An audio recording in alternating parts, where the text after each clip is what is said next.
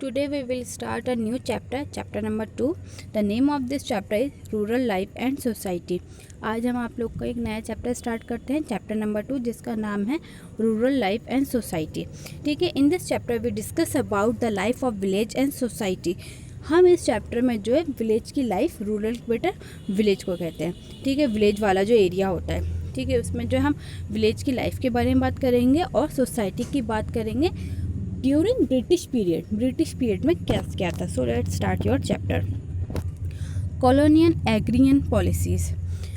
Colonial क्या है? Colonial मैं आपको पहले बता चुकी हूँ.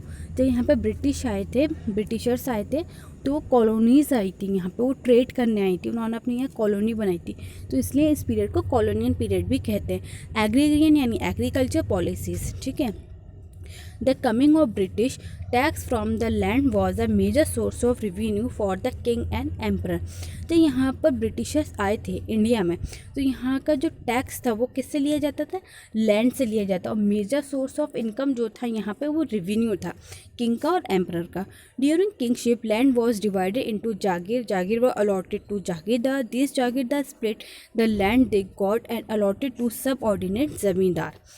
यहाँ पे जब किंगशिप थी, मतलब यहाँ पे जब एम्परर थे ना, राजा का जो टाइम था, तो यहाँ पे लैंड जो डिवाइडेड थी कई लोगों में. कैसे?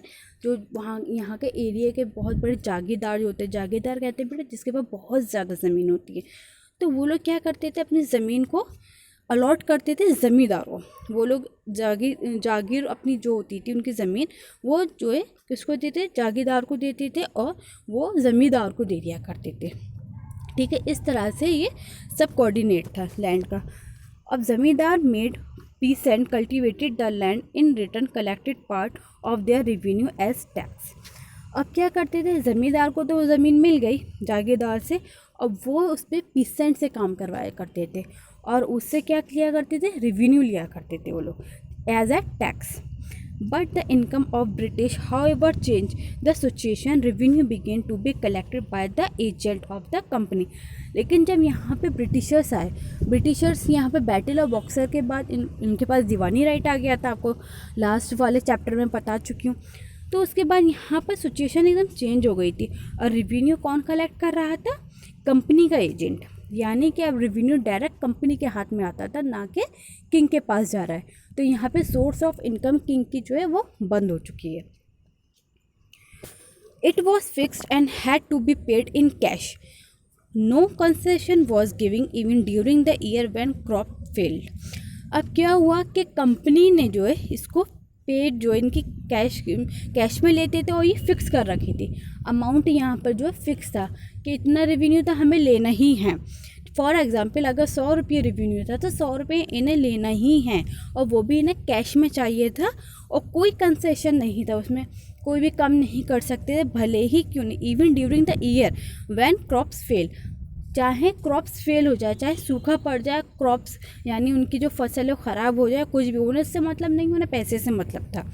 After the Plassey mark the beginning of the end of Indian rural colony economic.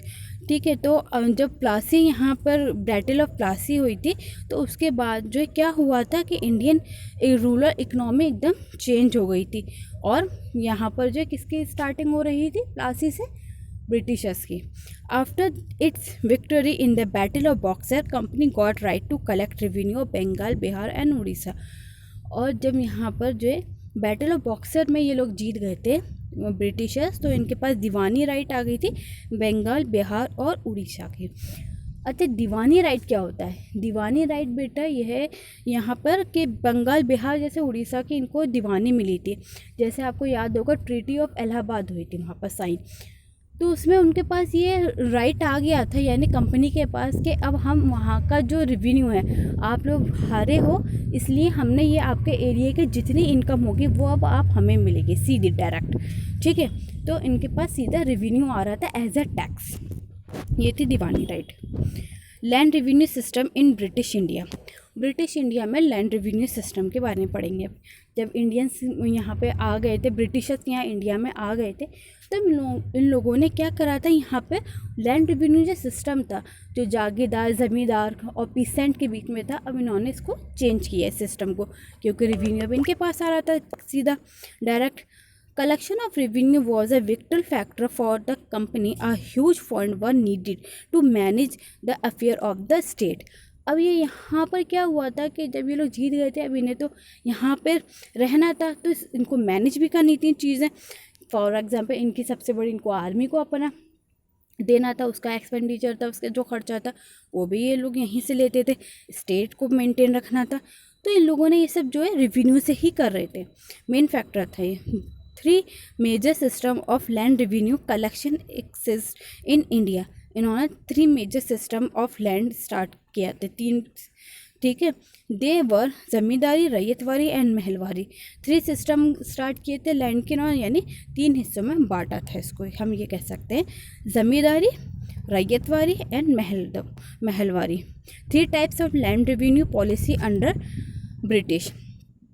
3 तरह के यहाँ पर लैंड रेवेन्यू पॉलिसी थी ब्रिटिश के। सबसे पहले कौन सी थी हमारी, परमानेंट सेटलमेंट, ठीक है। परमानेंट सेटलमेंट किसने स्टार्ट की थी, लॉर्ड कॉर्नवालिस ने। दूसरी थी हमारी रैयतवारी सिस्टम, वो जो थॉमस मॉनरो ने स्टार्ट की थी।